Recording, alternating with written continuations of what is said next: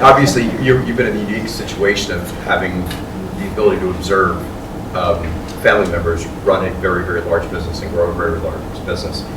How have their values inspired you, and what, if any, values have you changed in order kind of to progress through your own career and the way this business is run? Yeah, I didn't honestly, I didn't work with my grandfather all that much, because it was the age difference there. So I really, my memories of my grandfather, ER, were I learned more about him by talking to people like Chris Collins than I did, than I have memory, unfortunately.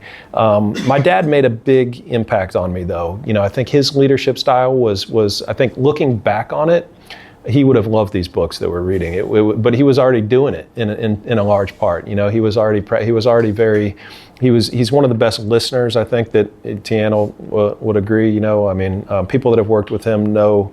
You come into his office and he's not going to come at you with all the answers. He's going to be listening. He's an excellent, excellent active listener. And so I think just for me, kind of thinking back on him and understanding the type of a person that he was and the way that he kind of carried himself just ties in a lot for me for the work that we've been doing and the things that I've been working on personally, because he was really there without knowing it. That's kind of the way that he carried himself in life. Just super, which I think from an outside standpoint you would call just super humble, I guess. He didn't get attached to, material stuff or just anything. He was always present, I guess. That's probably the best way to think about it. I think I've learned I think I've learned more through the people that I've worked with over the last 20 years, because I've been actively involved working with people all throughout the business and the business community than I probably did from them, to be honest with you, just because of the age difference. My dad, I remember I've been able to observe him in like board meetings for probably 10 years and on executive retreats for probably 10 or 15 years. And so that was very helpful, to hear his approach. He was always just kind of sitting in the back and not in the back, but he was sitting back and he would listen to all perspectives, and he would always have a logical comment of guidance or whatever, but he wouldn't be an overbearing. He was never an overbearing. He was never even approaching overbearing. I'm way more overbearing than he ever was. So if I'm judging myself, he would be just more apt to listen and to allow. To allow the solution to be guided by the business leader.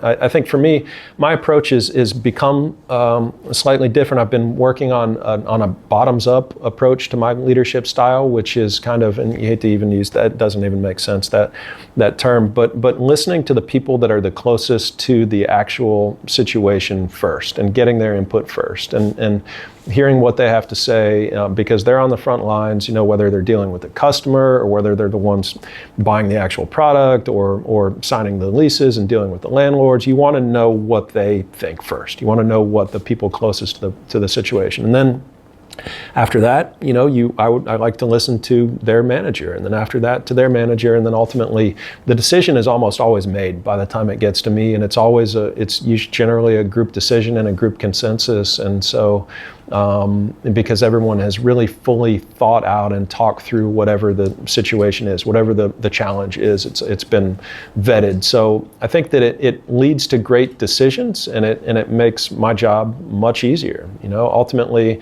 I'm going to be able to have a say for the direction that things are going anyway. If it gets to me and I feel like something's being missed or we need to go in a different direction, then I still will have that opportunity to say that and to influence. But 9 times out of 10, the decision's already made. So, I think that's kind of. I think I saw that in my dad for sure, but with a less probably structured approach. He would just he would let people duke it out. And I remember Beall's department stores and Beall's outlet stores with the presidents of those organizations, just they viewed each other as competition, and back in the day, and that was okay. That was like, okay, that was all right.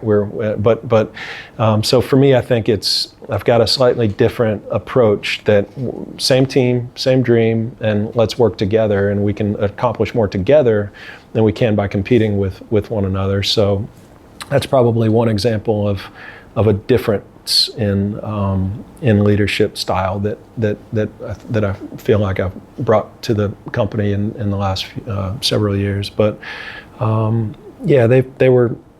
they're everything that I've heard from everybody about my grandfather, my great grandfather, has been positive, and so it's part of the reason I wanted to be here, to work here, is to be a part of this, and kind of carry that on as much as possible. And it's been a crazy journey, crazy experience over the last, especially 4 or 5 years since taking over, and kind of trying to take the culture to a place of just more connection and more compassion and just more understanding and acceptance, and all of those things that can help us make better decisions without the drama, without the negativity, without the combativeness, and the having it be all about the little me, So that's kind of